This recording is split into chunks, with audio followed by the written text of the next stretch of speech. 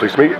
We're recording this on Saturday, 14th of March, Yep. and it's the day after the tragedy in Paris. Yep.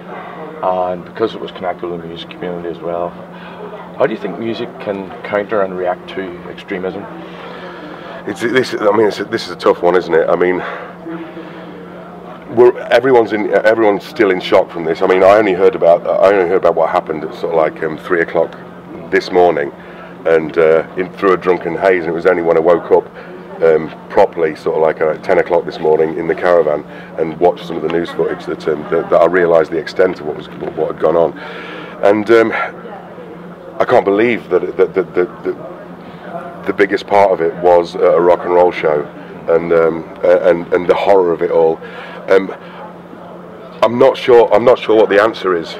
I'm really not sure what the answer is. I mean, I'm opposed to extremism in all of its varieties. Whether it's fundamentalism in any way is for me.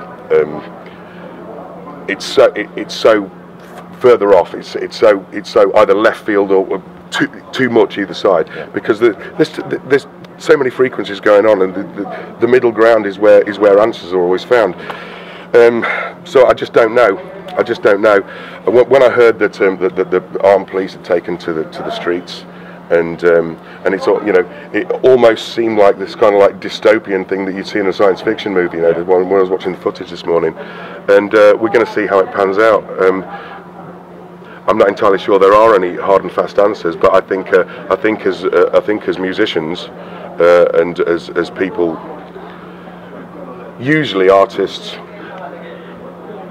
have a stance, and usually artists kind of lean to the left when it comes to political views. Usually, so it's open to debate with me. Maybe there's a song in it, you know.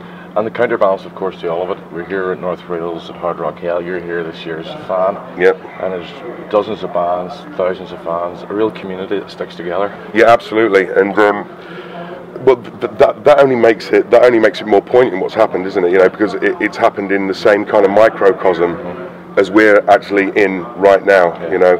And also the fact that it's only happened when you look at it as the crow flies, probably 175 miles from the coast of Britain.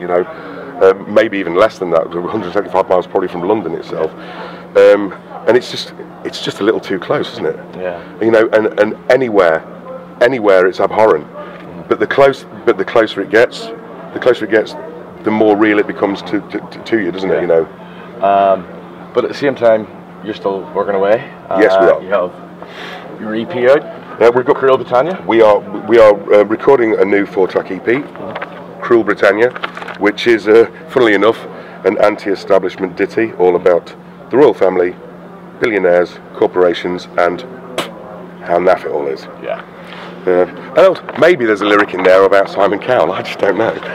And you'll also be at Hard Rock Hill in March. Yeah, we're at HRH AOR playing the main stage on the first night, and I think we've got a really good time slot, although I can't quite recall it. So we're in the evening, and we're really looking forward to it, because the last time we did HRH AOR was when it first kicked off, and it was in Doncaster at the Magna Centre, and we played the tiny stage. So it's just lovely to be asked back and get a nice slot on a big stage, and be able to show our wares to a bigger audience. Is this where you wanted to be in your career, making that steady progression?